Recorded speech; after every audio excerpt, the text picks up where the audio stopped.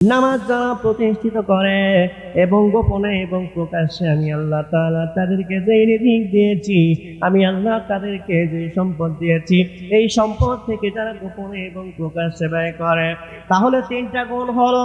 এক নাম্বার হলো আল্লাহর কোরআন তেলাওয়াত করা, দুই নাম্বার হলো নামাজ কায়েম করা, তিন নাম্বার হলো গোপনে এবং প্রকাশ্যে আমার আপনার মালিক আমাকে আপনাকে যে সম্পদ দিয়েছেন এই সম্পদ থেকে ব্যয় করা। ব্যবসা হইল কয়টা? জোরে বলেন কয়টা? এক নাম্বার কি? কোরআন তেলাওয়াত করা। দুই নাম্বার কি? নামাজ কায়েম করা। তিন নাম্বার কি? বলেন। গোপনে এবং প্রকাশ্যে দান করা। আল্লাহ রাব্বুল আলামিন তিনটা ব্যবসার দিক নির্দেশনা দিয়ে রব্বে কারীম জানায়া দেন। আল্লাহ রাব্বুল আলামিন বলেন, নিশ্চয় যে সমস্ত বান্দারা আল্লাহর কালাম তেলাওয়াত করে, নিশ্চয় আল্লাহর যে সমস্ত বান্দারা কোরআনে কারীম তেলাওয়াত করে, নিশ্চয় আল্লাহর যে সমস্ত বান্দারা নামাজ কায়েম করে, নিশ্চয় আল্লাহর যে সমস্ত বান্দারা নামাজ প্রতিষ্ঠিত করে, নামাজ আদায় করে, নিশ্চয় আল্লাহর যে সমস্ত বান্দারা গোপনে আল্লাহর রাহে দান করে দেয়, নিশ্চয় আল্লাহর যে সমস্ত বান্দারা প্রকাশ্যে আল্লাহর জন্য দান করে দেয়। আল্লাহ রাব্বুল আলামিন বলেন, বান্দারা রে, এই তিন শ্রেণীর ব্যবসায়ী হলো এমন ব্যবসায়ী, তারা এমন ব্যবসা কামনা করে যেই ব্যবসার মধ্যে কোনো লোকসান নাই। আল্লাহু আকবার। তার মানে ব্যবসা কয়টা? তিনটা। কোরআনে কারীম তেলাওয়াত করা, নামাজ আদায় করা, গোপনে এবং প্রকাশ্যে দান করা। আল্লাহ নিজেই বললেন যে বান্দাই তিনটা ব্যবসা এমন ব্যবসা যেই ব্যবসার মধ্যে বান্দার কোনো লস নাই। কি নাই? সব ব্যবসার মধ্যে কখনো লাভ হয়, কখনো লস হয়, কিন্তু আল্লাহ বলেন এই যে তিনটা ব্যবসা যারা করে তাদের ব্যবসার মধ্যে কোনো লস নাই। আমরা দুই নাম্বার ব্যবসা নিয়ে কথা বলবো। আমাদের দেশে মুসলমান কম না বেশি? জোরে বলেন, আর তো জোরে বলেন। নামাজি কম না বেশি?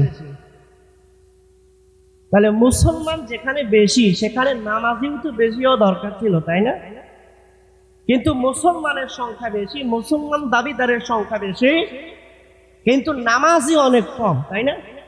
মুসলমান ভাইয়েরা আমার, বন্ধুরা আমার, এই পৃথিবীর মধ্যে যত মানুষ রয়েছে প্রত্যেকটা মানুষ কিন্তু আল্লাহকে সিজদা দেয় না। দেয় কি? জোরে বলেন, দেয় কি? প্রত্যেকটা মানুষ কিন্তু আল্লাহ তাআলাকে সিজদা দেয় না।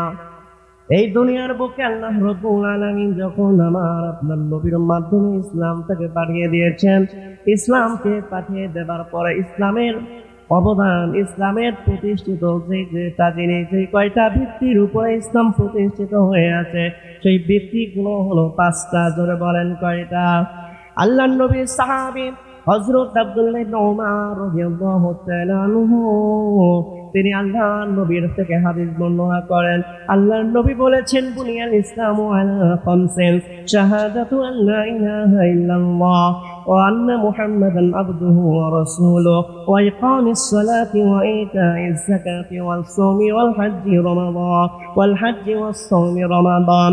আল্লাহর নবী বলেছেন ইসলামের মূল ভিত্তি হলো পাঁচটা।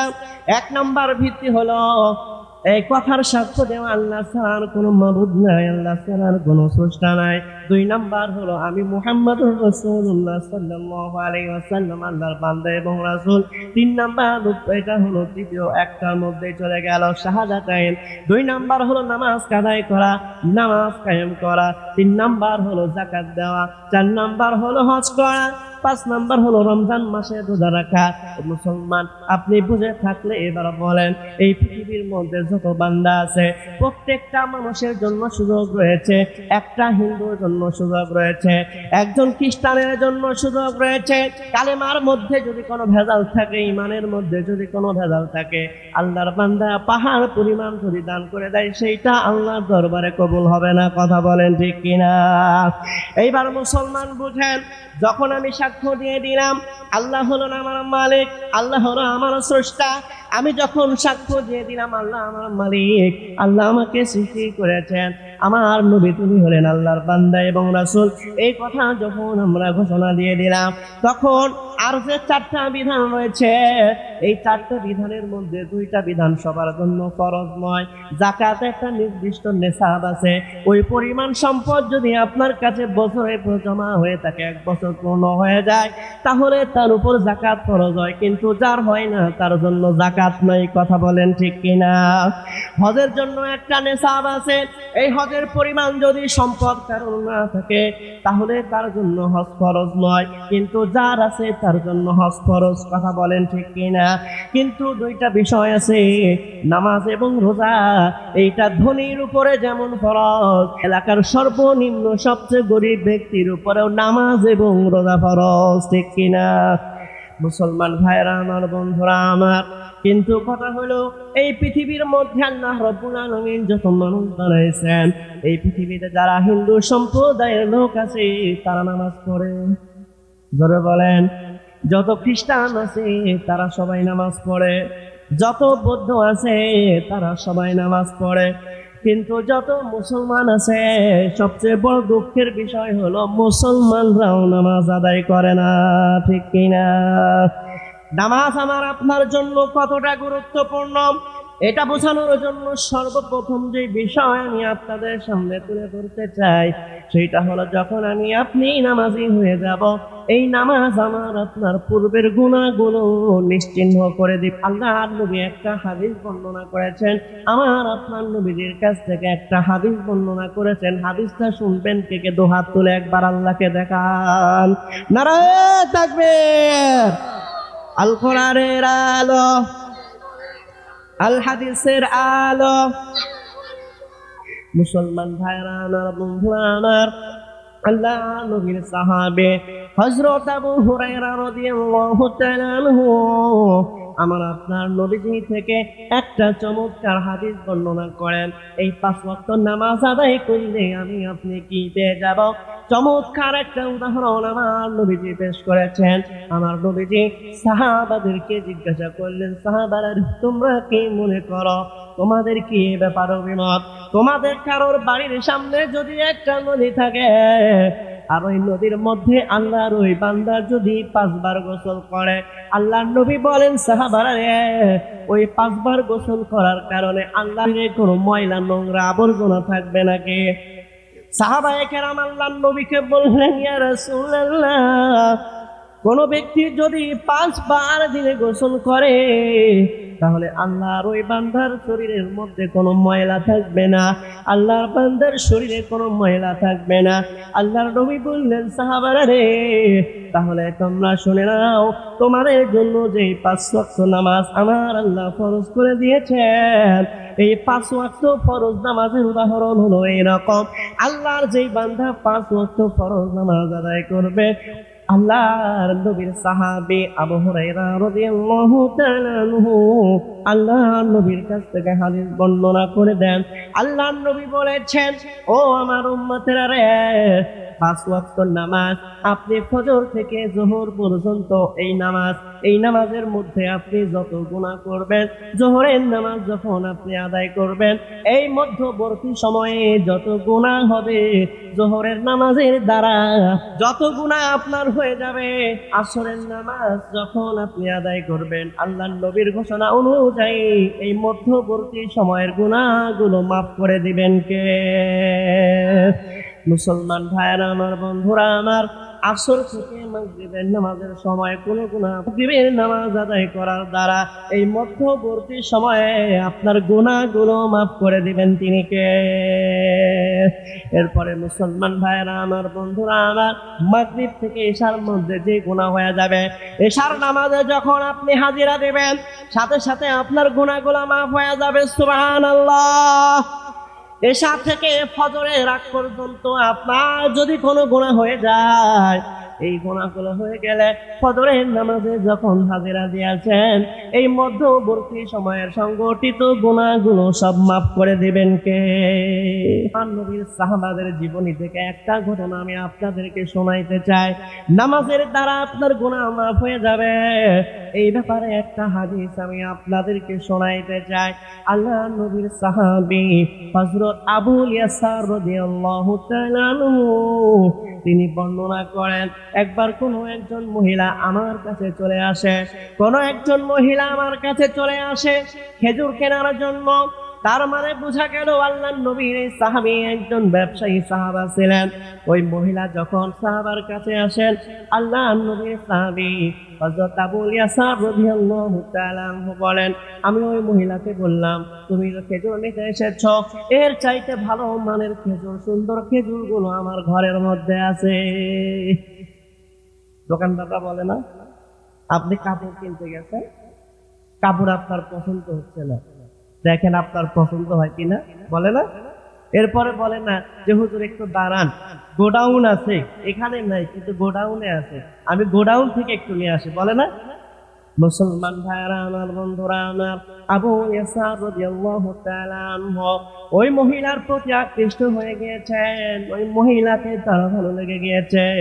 এই জন্য মহিলাকে বলে, মহিলা তুমি যখন এসেছো আরো ভালো মানের খেজুর আমার ঘরের মধ্যে আছে, ঘরের মধ্যে ভালো ভালো খেজুর গুলো আছে, ও মহিলা তুমি দেখে যাও। আবু ইয়াসার রাদিয়াল্লাহু তাআলা আনহু তিনি বলেন, এই কথা বলে আমি ওই মহিলাকে আমি ঘরের মধ্যে নিয়ে গেলাম। আসল উদ্দেশ্য তিনি ওই মহিলার প্রতি আকৃষ্ট হয়ে গিয়েছেন, ওই মহিলাকে তার অন্তরের মধ্যে লেগেছে, ভালো লেগেছে। এই জন্য ঘরের মধ্যে নিয়ে গিয়া আল্লাহর ওই বান্দিকে তিনি চুমু দেয়া দেন। নাউজুবিল্লাহ। নিজের বউরে দিলে সওয়াব, কিন্তু পরের বউরে দিলে গুনাহ। কথা বলেন ঠিক কিনা? কাজ কিন্তু একই, কিন্তু শুধুমাত্র একটা শব্দের কারণে জায়েজ, আর এক শব্দের কারণে জায়েজ নয়। কথা বলেন ঠিক কিনা? কারণ ওই যে কাজী সাহেবের কথা অনুযায়ী কবুল বলে তাকে গ্রহণ করেছে, এই জন্য যতবার নিজের বিবিকে চুমু দেওয়া হবে সওয়াব দিবেন কে? আরো ধরে বলেন কে? আবার পরের বউকে যখন চুমু দেওয়া হবে আমল নামায় গুনাহ দিবেন কে? তাহলে নিজের বউকে যত খুশি আপনি চুমু দিতে পারেন, প্রত্যেকটা চুমুর কারণে আল্লাহ রাব্বুল আলামিন আপনার আমলনামায় সওয়াব দেয়া দিবেন। আবু ইয়াসার রাদিয়াল্লাহু তাআলা আনহু ঘরের মধ্যে নিয়ে ওই মহিলাকে যখন চুমু দিয়েছেন তখন তো ভালো লেগেছে। এই জন্য মুসলমান কোনো একটা পাপ কাজ করার সময় দেখবেন আপনার কোনো হুঁশ থাকে না, শুধু ওই কাজ করার জন্য যত কলা কৌশল আছে আপনার মনের মধ্যে শুধু ওইটাই থাকে, আর কোনো কিছু আপনার মনের ভিতরে থাকে না। আপনার মনের ভিতরে আল্লাহর ভয় কাজ করে না, আপনার মনের ভিতরে আপনার বাবার ভয় কাজ করে না, কোনো নেতার ভয় আপনার মনের ভিতর কাজ করে না। শুধুমাত্র একটা উদ্দেশ্য থাকে, যেইভাবেই হোক আমার এই কাজটা হওয়া চাই। ঠিক কিনা? আবু ইয়াসার রাদিয়াল্লাহু তাআলা আনহু তার কোনো হুঁশ ছিল না, তার কোনো জ্ঞান ছিল না, তিনি পাপ করে ফেলেছেন। মহিলা যখন চলে গিয়েছে অন্তরের মধ্যে অনুশোচনা এসেছে, মনের মধ্যে আল্লাহর ভয় এসেছে। মনের মধ্যে যখন আল্লাহর ভয় চলে আসে, আবু ইয়াসার রাদিয়াল্লাহু তাআলা আনহু তিনি ডাক দিয়ে বলেন, আমি চলে গেলাম আল্লাহর নবীর সাহাবী হযরত আবু বকর রাদিয়াল্লাহু তাআলা আনহুর কাছে। আবু বকর রাদিয়াল্লাহু তাআলা আনহুর কাছে গিয়া আমি তাকে বললাম, এই ঘটনা আমি খুলে বললাম। আল্লাহর নবীর সাহাবী আবু বকর সিদ্দিক রাদিয়াল্লাহু তাআলা আনহু তখন বলেন, উস্তুর নাফসাকা, তোমার মনের ভিতরে বিষয়টা তুমি গোপন করে রাখো, অতঃ তুমি আল্লাহর কাছে তাওবা করো, ওয়ালা তুখবির আহাদা, এই ব্যাপারে তুমি আর কাউকে খবর দিও না। এই কথা যখন আল্লাহর নবী সাহাবী হযরত আবু বকর সিদ্দিক রাদিয়াল্লাহু তাআলা আনহু তিনি যখন বলে দিয়েছেন, তিনি বললেন, আমি যখন তার কাছ থেকে চলে গেলাম আমার মনটাকে আমি আর বুঝাইতে পারলাম না, আমার মনটাকে আমি আর স্থির করতে না পারিয়া আমি আল্লাহর নবীর আর একজন সাহাবী হযরত ওমর বিন খাত্তাব রাদিয়াল্লাহু তাআলা আনহুর কাছে আমি চলে গেলাম। ওমর বিন খাত্তাব রাদিয়াল্লাহু তাআলা আনহুর কাছে গিয়া আমি আবার ঘটনা খুলে বললাম। আল্লাহর নবী সাহাবী হযরত উমর বিন খাত্তাব রাদিয়াল্লাহু তাআলা আনহু তিনিও বললেন উসতুর আলা নাফসিক, তুমি তোমার ভিতরে এটা গোপন করে রাখো, অতুব, তুমি তাওবা করো, ওয়ালা তুখবির আহাদা, তুমি খবরদার এই কথা আর কাউকে জানায়ও না। সুবহানাল্লাহ। ও মুসলমান, কোন অন্যায় কাজ যখন হয় ওইটা কিন্তু কেউ চায় না মানুষের সামনে প্রকাশ হয়ে যাক, ঠিক কিনা?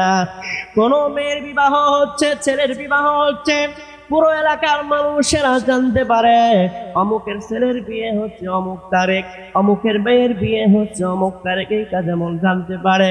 আবার যদি এমন কোনো ঘটনা ঘটে যায়, কোনো বান্দার মেয়ে অপরের ছেলের সাথে চলে গেছে, এই খবরটা কিন্তু কেউ জানায় না, ঠিক কিনা? আরো জোরে বলেন ঠিক কিনা?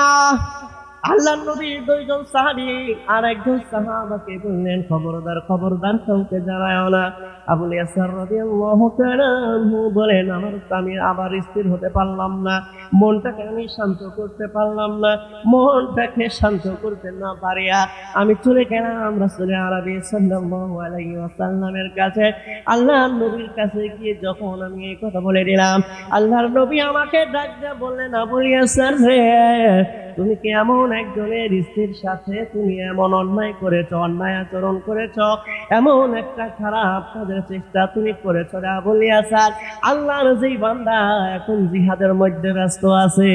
সুবহানাল্লাহ। এই কথা যখন আল্লাহর রাসূল বললেন যে তুমি কেমন কাজ করলা, আল্লাহর যেই বান্দা জিহাদের জন্য আছে তার স্ত্রীর সাথে তুমি যে আচরণটা করলা, এটা তো ঠিক হয় নাই। আবু ইয়াসার রাদিয়াল্লাহু তাআলা আনহু বলেন যে আল্লাহর রাসূল যখন এই কথা বললেন, আমার মনে হইল যে আমি এই সময় পর্যন্ত যদি আমি মুসলমান না হইতাম, এবং আমি মনে করলাম যে আমি জাহান্নামী হয়ে গেছি। কি হয়ে গেছি? আমি জাহান্নামী হয়ে গেছি। এটা যখন আমার মনে হইল, মুসলমান ভাইরা আমার, বন্ধুরা আমার, ইতিমধ্যে নামাজের জন্য আযান হয়ে গেল।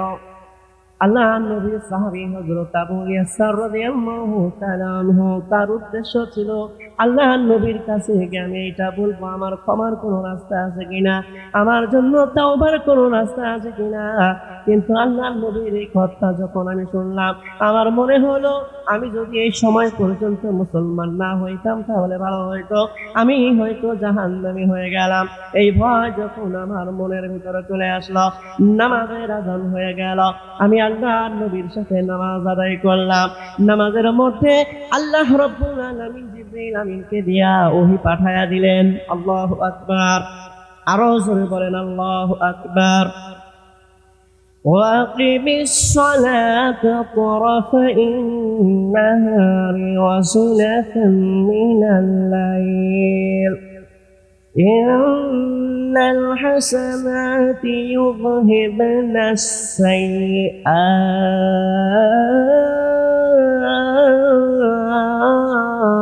السيئات ذلك ذكرى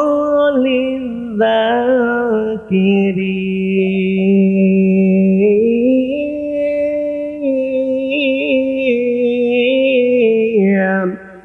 মুসলমান ভাইরা আমার, বন্ধুরা আমার, আল্লাহ রাব্বুল আলামিন জিবরিল আমিনকে দিয়া আমার নবীর কাছে ওহী পাঠায়া দিলেন, তোমরা নামাজ কায়েম করো দিনের দুই প্রান্তে এবং রাতের একাংশে তোমরা নামাজ আদায় করো। আল্লাহ রাব্বুল আলামিন বললেন, নিশ্চয় যত ভালো কাজ আছে এই ভালো কাজের দ্বারা বান্দার পাপগুলো মিটায়া দেওয়া হয়। সুবহানাল্লাহ। আরো জোরে বলেন সুবহানাল্লাহ। আবু ইয়াসার রাদিয়াল্লাহু তাআলা আনহু বলেন, নামাজের পরে আমার নবীজি যখন ঘুরে বসলেন, আমি আল্লাহর নবীকে আবার আমার ব্যাপারে জিজ্ঞাসা করলাম, ওগো নবীজি, আমার ব্যাপারে আর কোনো ফয়সালা আছে কিনা, আমার ক্ষমার জন্য কোনো রাস্তা আছে কিনা, আমার তাওবার জন্য কোনো রাস্তা আছে কিনা। এইটা যখন আমি আমার নবীজিকে জিজ্ঞাসা করলাম, আল্লাহর নবী বললেন, তুমি কি আমাদের সাথে নামাজ আদায় করেছ? আবু ইয়াসার রাদিয়াল্লাহু তাআলা আনহু বললেন, হ্যাঁ ওগো নবীজি, আমি আপনাদের সাথে নামাজ আদায় করেছি। আল্লাহর নবী বললেন, তাহলে তোমার গুনাহ তো মাফ হয়ে গেছে। আরো জোরে বলেন সুবহানাল্লাহ। তাহলে নামাজ কেন পড়বেন? নামাজ পড়বেন এই কারণে এই জন্য নামাজ আদায় করবেন, যে নামাজ যখন আদায় করবেন আপনার গুনাহগুলো সব মাফ করে দিবেন কে? তা শোনার পরেও কে কে নামাজ পড়বেন না একটু হাত তুলে আল্লাহরে দেখেন তো। সবাই পড়বেন ইনশাআল্লাহ বলেন, ইনশাআল্লাহ বলেন। তাহলে আমরা নামাজ পড়বো। তাহলে নামাজের এক নম্বর উপকার কি? এক নম্বর উপকার হচ্ছে এই নামাজের দ্বারা আমার আপনার গুনাহ মাফ হয়ে যাবে। আপনি নামাজ আদায় করবেন, নামাজের সাথে যখন আপনার সম্পর্ক হয়ে যাবে, আপনি যখন নামাজি হয়ে যাবেন, দেখবেন আপনার মনের ভিতরে একটা প্রশান্তি আসবে, আপনার মনের ভিতরে একটা শান্তি চলে আসবে। আপনার মনের ভিতরে যেমন শান্তি চলে আসবে, যে পরিবারের মধ্যে সবাই নামাজ আদায় করে ওই পরিবারের মধ্যেও শান্তি বিরাজ করে। কথা বলেন ঠিক কিনা? যে সমাজের প্রতিটা মানুষ নামাজ আদায় করে সেই সমাজের মধ্যে দেখবেন শান্তি বিরাজ করে। যেই রাষ্ট্রের প্রতিটা মুসলমান নামাজ আদায় করে ওই রাষ্ট্রের মধ্যেও কিন্তু শান্তি বিরাজ করে। কথা বলেন ঠিক? মুসলমান ভাইরা আমার, বন্ধুরা আমার, যে কথা বলতেছিলাম, নামাজ যখন আপনি আদায় করবেন আপনার মনের ভিতরে একটা প্রশান্তি আসবে, আপনার মনের ভিতরে শান্তি থাকবে, আপনার পা থেকে মাথা পর্যন্ত গুনাহ থেকে আপনি যেমন মুক্ত থাকবেন।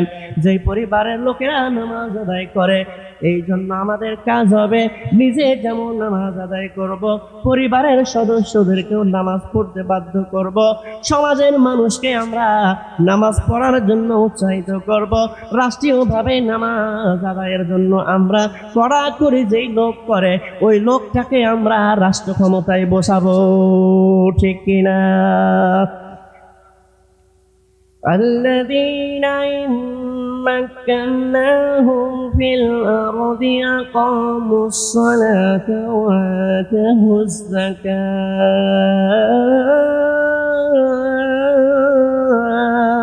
الزكاة وأمروا بالمعروف ونهوا عن المنكر ولله عاقبة الأمور।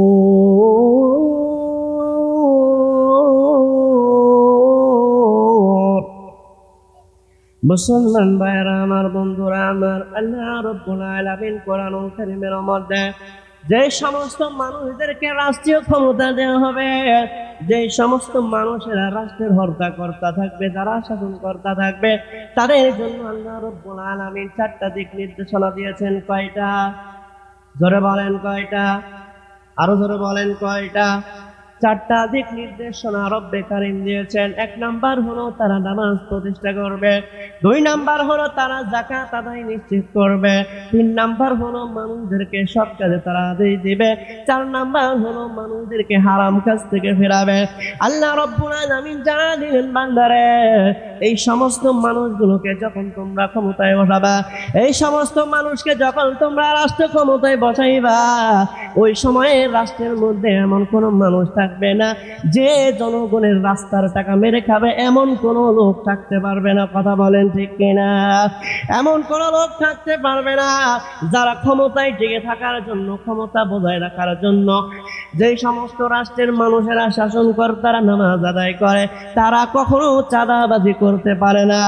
যে সমস্ত রাষ্ট্রের মানুষেরা, হর্তাকর্তারা, শাসনকর্তারা যারা আছে, যারা নামাজে, ওই রাষ্ট্রের মধ্যে দেখবেন খুন খারাপি হতে পারে না। যেই রাষ্ট্রের হর্তাকর্তারা নামাজি থাকবে তারা কখনো সুদের ব্যবসা হালাল করতে পারে না।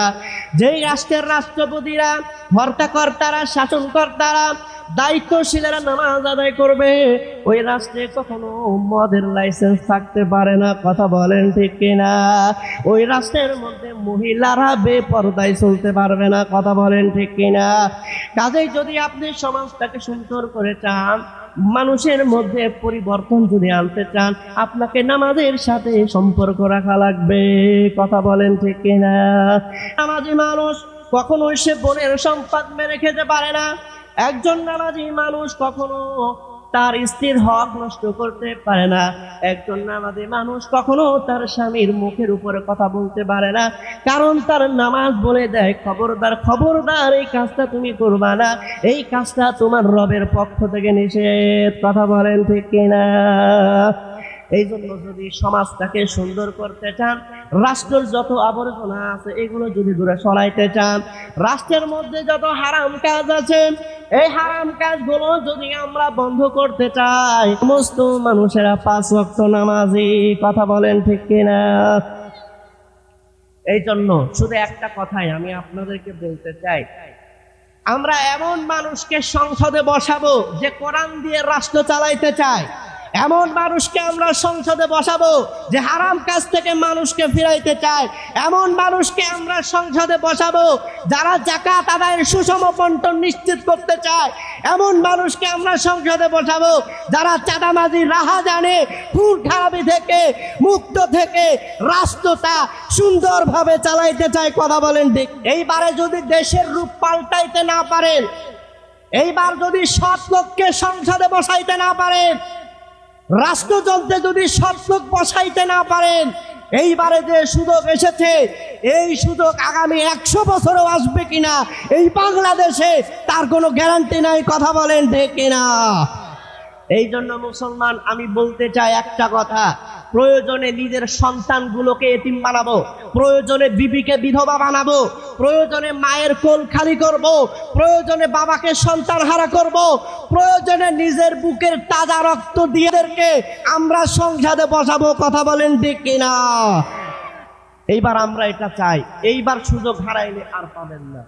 16 বছর যেই রাস্তা দেখায়া গেছে, সামনে যারা আসবে কোরআনওয়ালাদেরকে যদি না বসাইতে পারেন তাহলে বুঝবেন ওরা রাস্তা দেখাই গেছে কিভাবে ক্ষমতায় থাকতে হয়। প্রয়োজনে মানুষকে মেরেছে, হত্যা করেছে, গুম করেছে, আয়না ঘর বানাইছে, কিন্তু ক্ষমতা থেকে নামতে চায় নাই, তাই না? কথা ঠিক কিনা? ভয় পান নাকি আপনারা? নামাজ ক্ষমতা থেকে নামতে চায় নাই। এবার আসেন দেখেন শান্তি নাই কেন? আপনি যখন হারাম কাজ করতেছেন আপনার সংসারে শান্তি আসবে কিভাবে? আপনি হারাম খাওয়াচ্ছেন, আপনার বিবি আপনার কথা শুনবে, আপনি হালাল দিয়ে চালান, আপনার সন্তানগুলো আপনার কথা শুনবে, কথা বলেন ঠিক কিনা? মুসলমান ভাইরা আমার, বন্ধুরা আমার, আল্লাহর অনেক বান্দাকে যখন নামাজের জন্য দাওয়াত দেওয়া হয় তখন বলে হুজুর আমার পোশাক তো ভালো না, আমার পোশাক এখন নাবাদ, আমার পোশাকের কোনো পবিত্র বানাই, এমন লোক এই এলাকায় আছে না নাই? জোরে বলেন আছে না নাই? আল্লাহ নবীর সাহাবী হযরত তালহা ইবনে উবাইদুল্লাহ রাদিয়াল্লাহু তাআলা আনহু প্রতিদিন মসজিদের নববীতে আল্লাহর নবীর সাথে নামাজে দাঁড়ায় যায়। ফজরের নামাজ যখন আদায় শেষ হয়ে যায় সাহাবাদেরকে বললেন, সাহাবারে তোমাদের মধ্যে যারা কোনো একজন জান্নাতি মানুষকে দেখে নিজের চোখটা জোড়াইতে চায়, আনন্দিত হতে চায়, সে যেন আল্লাহর এই বান্দাকে দেখে নেয়। সুবহানাল্লাহ। তার মানে বোঝা গেল নামাজ যখন আপনি আদায় করবেন আপনি জান্নাতের দিকে আপনি অনেক এগিয়ে থাকবেন, কথা বলেন ঠিক কিনা? মুসলমান ভাইরা আমার, বন্ধুরা আমার, হযরত আসমা বিনতে আবু বকর রাদিয়াল্লাহু তাআলা আনহা বলেন, কোন একবার সূর্যগ্রহণ লেগে গেল। সূর্যগ্রহণ লেগে যাওয়ার পর আমার আপনার নবী নামাজে দাঁড়ায় গেলেন। নামাজে দাঁড়ায়া আল্লাহর নবী দীর্ঘ সময় রুকু সিজদা করলেন, দীর্ঘ সময় রুকুর পরে দাঁড়াইলেন, আবার আল্লাহর নবী সিজদা করলেন, দীর্ঘ সময় থাকলেন। এইভাবে কয়েকবার হওয়ার পরে আমরা দেখতে পেলাম আল্লাহর নবীর সামনে যেন কিছু একটা ধরার জন্য যাচ্ছেন, কিছু একটা ধরার জন্য আল্লাহর নবী যাচ্ছেন সামনের দিকে। আবার দেখলাম আল্লাহর নবী কোনো কিছু না ধরে আবার তার জায়গায় থেকে গেলেন। নামাজ যখন শেষ হয়ে গেল আমরা আল্লাহর নবীকে জিজ্ঞাসা করলাম, নবী কখনো আমাদের নজরে আসে নাই এমন একটা কাজ আপনি আজকে করেছেন? আল্লাহর রাসূল বললেন, কাদ জানাত মিন্নিল জান্নাহ হাত্তা লাউ ইস্তারাতু লা জিতুকুম বিকিতাফিন মিন কিতাফিহা। আল্লাহর রাসূল বললেন, সাহাবারা রে, আমার সামনে জান্নাত থেকে আমার কাছে এনে দেওয়া হয়েছে, আমি যদি চাইতাম জান্নাত থেকে 1 ছড়া আঙ্গুর তোমাদের জন্য আনবো, সেই আঙ্গুর আমি তোমাদের জন্য আনতে পারতাম। সুবহানাল্লাহ। আমলটা কি? আমলটা হলো নামাজ। আল্লাহর রাসূল নামাজে দাঁড়াইছেন, আমার আপনার মালিক আল্লাহর রাসূলের নিকটবর্তী করে দিয়েছেন, জানি না। আল্লাহর নবীর সাহাবী হযরত আব্দুল্লাহ ইবনে আব্বাস রাদিয়াল্লাহু তাআলা আনহু তিনি বলেন আমরা এই রকমই এক বর্ণনা সূর্যগ্রহণের নামাজে দেখলাম আল্লাহ রাসূল সামনের দিকে এগিয়ে যাচ্ছেন, কোনো কিছু ধরার জন্য আল্লাহর নবী চেষ্টা করতেছেন। নামাজ যখন শেষ হয়ে গেল তার আগে আল্লাহর নবীজি আবার নিজের জায়গায় চলে আসলো। আল্লাহর নবী সাহাবারা জিজ্ঞাসা করলেন, নবী গো, আপনি এমন একটা কাজ করেছেন যে কাজটা আপনি আগে কখনো করেন নাই, ওই কাজটা আজকে দেখলাম আমরা। আপনি সামনের দিকে কিছু একটা ধরার জন্য চলে গেলেন, আবার আপনি না ধরে আপনি পিছনের দিকে চলে আসলেন। আল্লাহর নবী বললেন, উরিতুল জান্নাতা, আমাকে জান্নাত দেখানো হয়েছিল। সুবহানাল্লাহ। কোন সময়ে? নামাজ আদায় করা অবস্থায়, এশার সময়, জোহরের সময়, ফজরের সময় বুঝি না। আল্লাহর নবী নামাজ আদায় করেন, আল্লাহর নবীর সামনে জান্নাতকে তুলে ধরা হলো। তার মানে বোঝা গেল নামাজ আদায় করা এটা জান্নাতে যাওয়ার মতো আমল। কথা বলেন ঠিক কিনা? আল্লাহর রাসূল বললেন, ফাতানাওয়ালতু মিনহা উনকুদা, আমি চেষ্টা করলাম জান্নাত থেকে তোমাদের জন্য আঙ্গুরের একটা ছড়া নিয়ে আসবো, এমন পর্যন্ত তোমরা খেতে পারতে, কিন্তু ওই ছড়া থেকে আঙ্গুর শেষ হইতো না।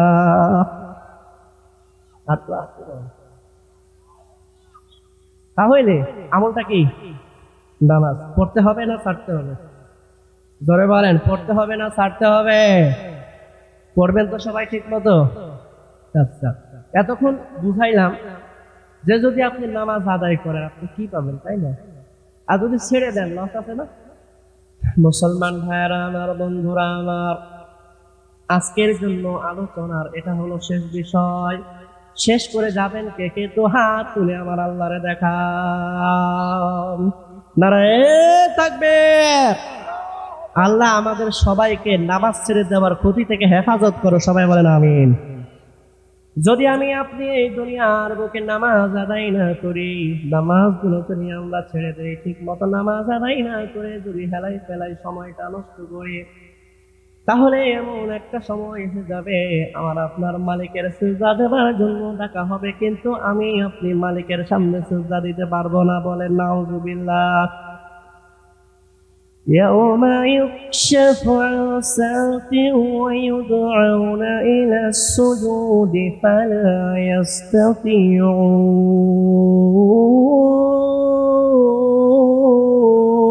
يستطيعون خاشعة أبصارهم ترهقهم ذلة وقد كانوا يدعون إلى السجود وهم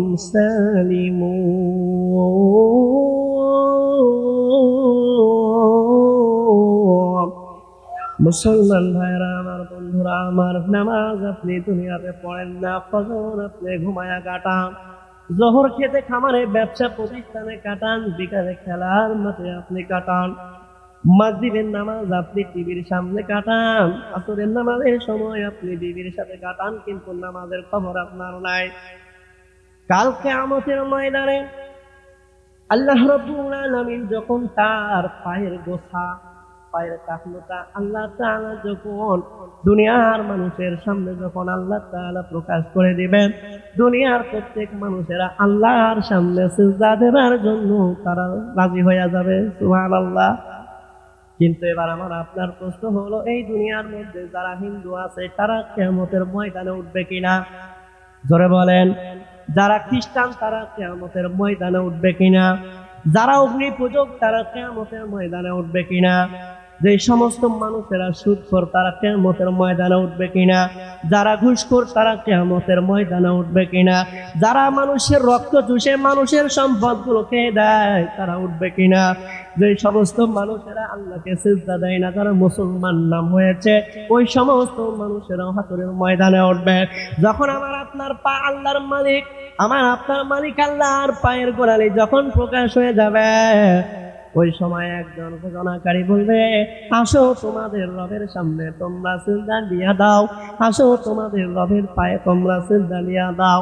আল্লাহ রাব্বুল আলামিন বলেন, ফালা ইস্তাতিউন।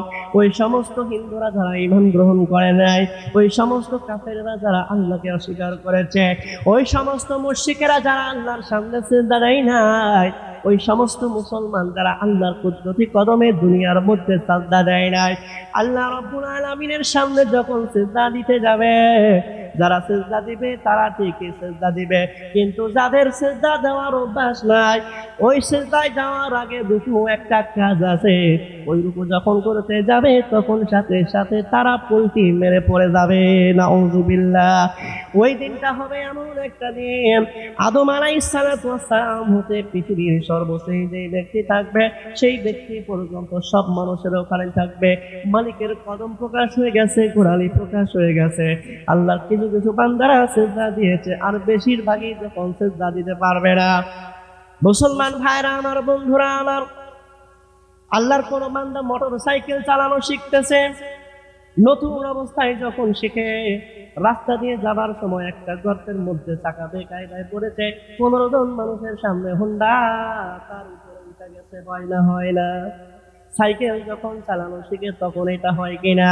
কিন্তু যে সমস্ত মানুষেরা সাইকেল চালাইতে পারে তারা অ্যাক্সিডেন্ট করলেও খুব কম করে, যারা হুন্ডা চালানো শিখে গেছে তারা দুর্ঘটনায় পড়লেও খুব কিন্তু কম পড়ে। কথা বলেন ঠিক কিনা?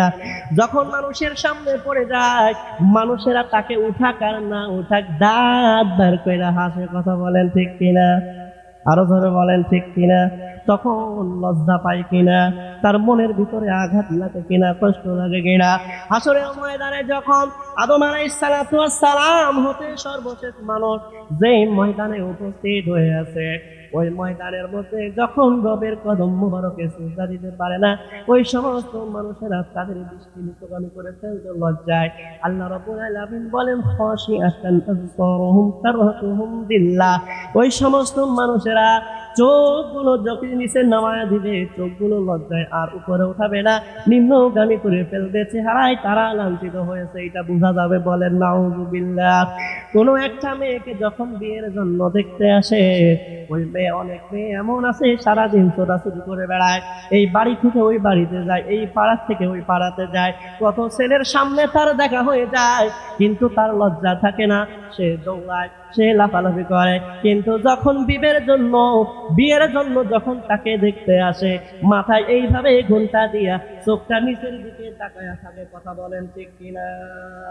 ওই সময় বলেন, মা তোমার ঘোমটাটা একটু সরাও, মা তুমি উপরের দিকে একটু তাকাও, মা তোমারে দেখি। বলে কিনা? ওই মানুষগুলোর অবস্থা এমন হয়ে যাবে, রবের কদমে সিজদা না দেবার কারণে দৃষ্টিগুলো যে নিচে নামাইবে, আর উপরে উঠাইতে পারবে না। আল্লাহ রাব্বুল আলামিন বলেন, বান্দারে, এই সমস্ত মানুষেরা আজকে হাসরের ময়দানে এসেছে বড় বিপদমূলক একটা জায়গা, বড় কষ্টের একটা জায়গা, বিপদের জায়গা। কিন্তু আমার বান্দারা যখন নিরাপদ ছিল, তাদেরকে নামাজের জন্য ডাকা হয়েছে, কিন্তু তারা নামাজ পড়তে আসে নাই। কথা বলেন ঠিক কিনা? দিনে রাইতে 5 বার মুয়াজ্জিন বলে, হাইয়া আলাস সালাহ, ও আল্লাহর বান্দারা নামাজের দিকে আসো। এইটা সবার কান পর্যন্ত পৌঁছে যায়, কিন্তু মসজিদ পর্যন্ত যাবার সৌভাগ্য অনেক দুর্ভাগার হয় না। কথা বলেন ঠিক কিনা?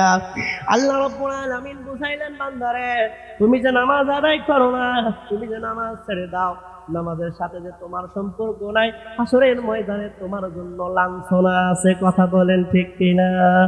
এবার বুঝে নেন যে হাসরের ময়দানে যে লাঞ্ছিত হয়ে যাবে, আল্লাহর ওই বান্দা জান্নাতে যাওয়ার চান্স আছে। বুঝতেছেন আমার কথা? হাসরের ময়দানে যে লাঞ্ছিত হবে, সে কি আর জান্নাতে যাওয়ার সম্ভাবনা আছে?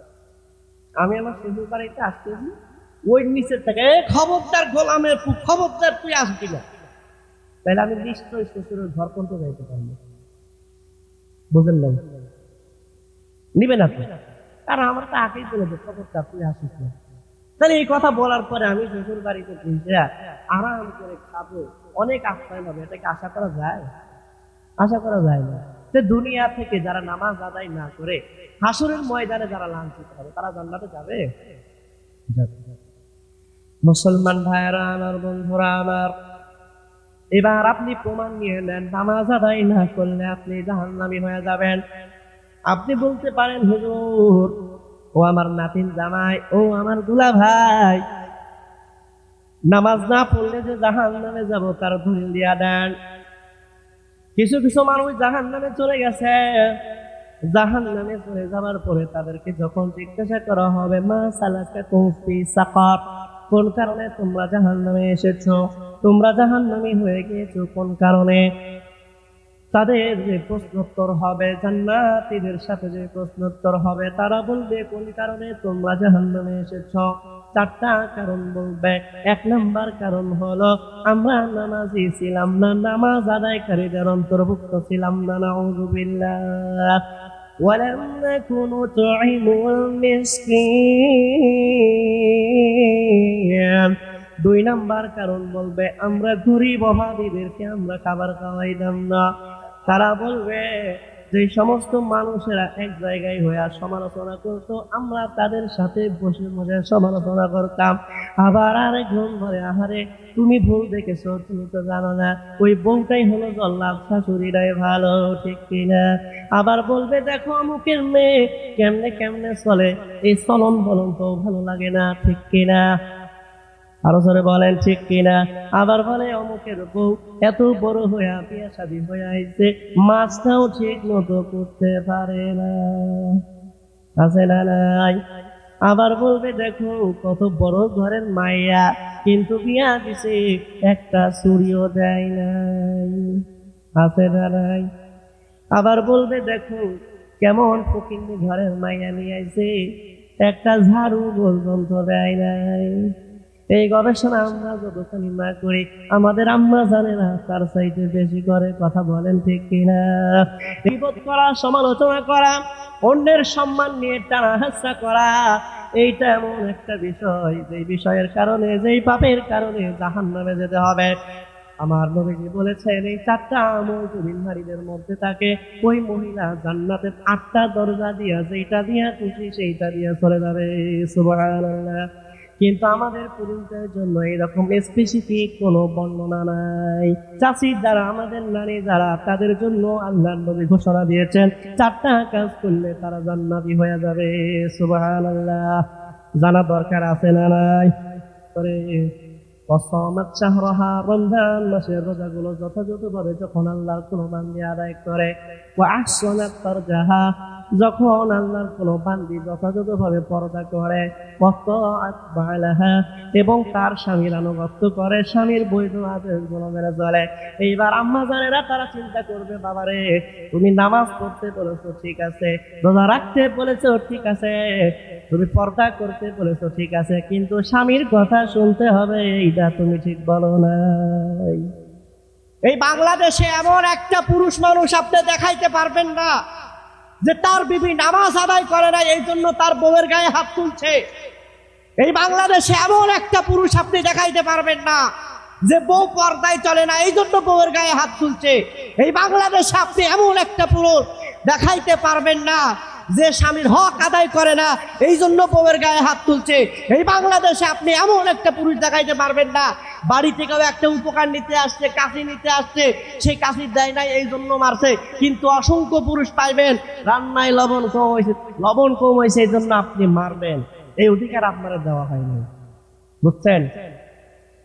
আবার এটা বলতেছি না যে নামাজ পড়ে না একবারে লাঠিটা ভেঙে ফেলে, তাও না, বুঝায় নামাজ পড়ান। এখন দোষ আমাদের আগে, আমরা যদি নামাজ না পড়ি ধরেন তো শয়তানে মিলে যাবে, তাই না? এটা করা যাবে। তাহলে নারীদের কাজ কয়টা? 4টা। 5 ওয়াক্ত নামাজ, রমজান মাসের রোজা, পর্দা, স্বামীর আনুগত্য করা। এখন স্বামী যদি কোনো হারাম কাজে আদেশ দেয় এটার জন্য বউ বাধ্য না। বাংলাদেশের অসংখ্য পুরুষ আপনি দেখাইতে পারবেন যেই পুরুষেরা বিবাহের সময় যৌতুক নেয়, যেই পুরুষেরা বিবাহের সময় যৌতুক নিয়ে এরপরে ওই মেয়ের বাপের টাকায় কিনা খাটে ঘুমায়, ওই মহিলার বাপের কেনার টাকা সোফায় বসে, ওই মহিলার বাপের কেনা টাকায় এসির বাতাস খায়, এরপরে ওই মহিলার গায়ে হাত তোলে, এরা হচ্ছে একদিকে যেমন ভিক্ষুক আরেকদিকে তেমন ছোট লোক, ঠিক কিনা?